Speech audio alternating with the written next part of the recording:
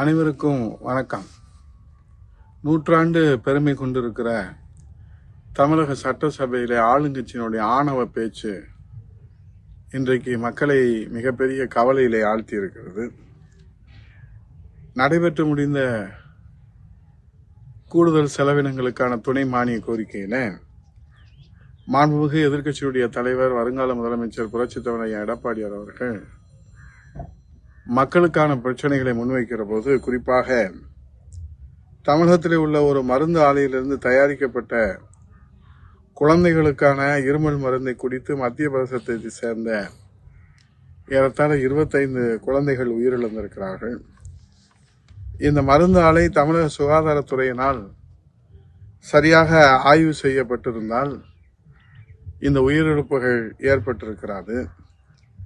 ஆய்வு செய்யப்படாத காரணத்தினாலே உயிரிழப்புகள் ஏற்பட்டுள்ளன. இதற்கு பொறுப்பேற்க வேண்டிய சுகாதாரத்துறை அமைச்சர் இந்த ஆலைக்கு அண்ணா திராவிட முன்னேற்ற கழக ஆட்சி காலத்திலே தான் பெர்மிட் கொடுக்கப்பட்டதாக கூறுகிறார்கள். யாருடைய ஆட்சி காலத்திலே ஆலை துவங்கப்பட்டிருந்தாலும் அதை 2024-25 நீங்கள் தொடர்ந்து ஆய்வு செய்ய வேண்டியது சுகாதாரத்துறையினுடைய வேலைதான். தன் கடமையை சரிவர செய்ய தவறியதுடன் தன் தவறுக்கு அடுத்தவரை பழி போடுவது எந்த வகையிலே நியாயமாகும்?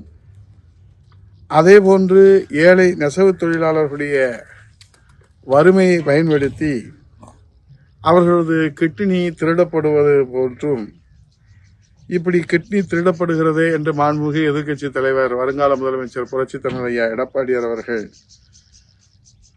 மன்றத்திலே எடுத்து வைக்கின்ற போது, சம்பந்தப்பட்டவர்கள் மீது நடவடிக்கை எடுப்பதற்கு பதிலாக இந்த அரசும் இந்த அமைச்சரும் இது கிட்னி திருட்டல்ல, கிட்னி முறைகேடு என்று பொருள் விளக்கம் கொடுக்கிறார்களே தவிர அதற்கு தீர்வு காண்பதற்கு சுகாதாரத்துறை அமைச்சர் முன்வரவில்லை.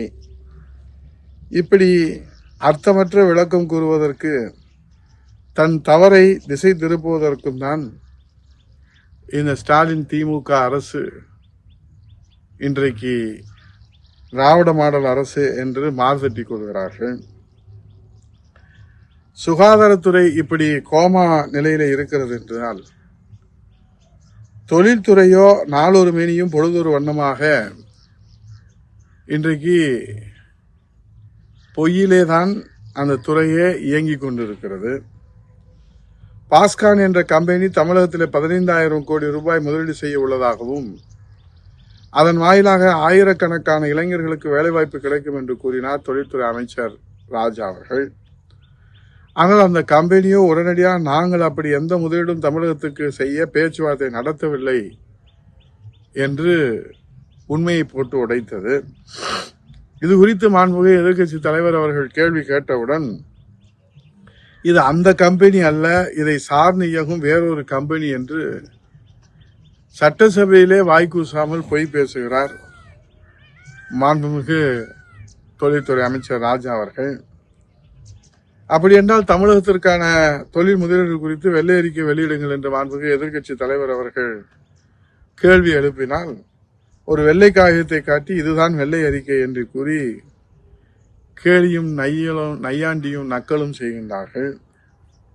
இந்த கேலி கூத்துகளை, நீங்கள் அடிக்கின்ற கேலி கூத்துகளை எல்லாம் மக்கள் பார்த்து கொண்டுதான் இருக்கிறார்கள். நீங்கள் செய்கின்ற நையாண்டிகளையும் நீங்கள் அடிக்கின்ற கூத்து கும்மாளங்களையும் இந்த மக்கள் பார்த்து கொண்டுதான் இருக்கிறார்கள். ஆட்சியில் இருக்கிற ஆணவத்திலே நீங்கள் ஆடுகிறீர்கள்.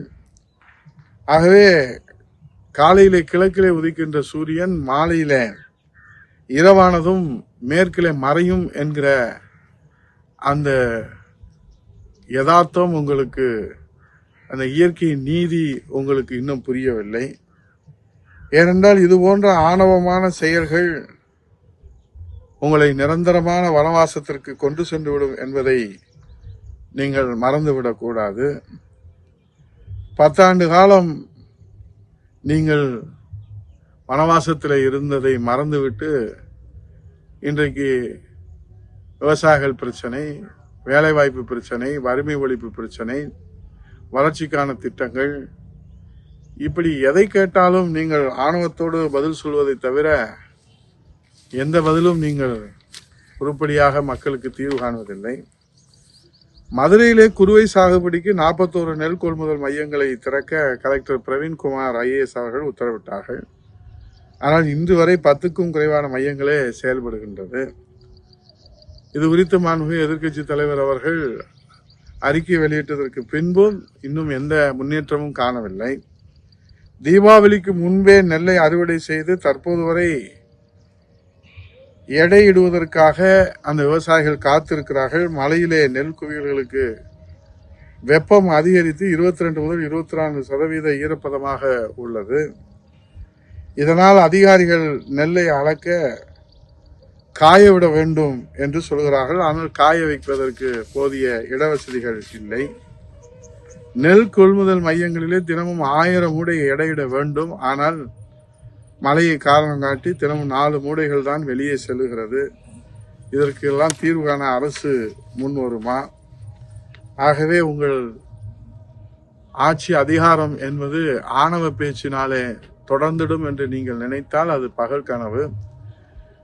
ஆட்சி அதிகாரத்தினுடைய ஆணவ பேச்சு மக்கள் தீர்ப்பால் முடிவுரை எழுதப்படும் என்ற ஜனநாயகத்தின் இயற்கை நீதியை நீங்கள் புரிந்து கொள்ள வேண்டும் என்பதை மக்கள் இன்றைக்கு உங்களுக்கு எச்சரிக்கை மணி அடித்திருக்கிறார்கள், ரெட் அலர்ட் கொடுத்திருக்கிறார்கள் என்று சொல்லி மிக விரைவிலே இந்த தமிழகத்திற்கு விடிவு காலம் பிறக்க வேண்டும். புரட்சி தமிழ் ஐயா எடப்பாடி அவர்கள் தமிழகத்தை மீட்போம், மக்களை காப்போம் என்ற எழுச்சி பயணம் இந்த பிரச்சனைகளுக்கெல்லாம் தீர்வு காணும் என்று சொல்லி நன்றி கூறி விடைபெறுகிறேன். நன்றி, வணக்கம்.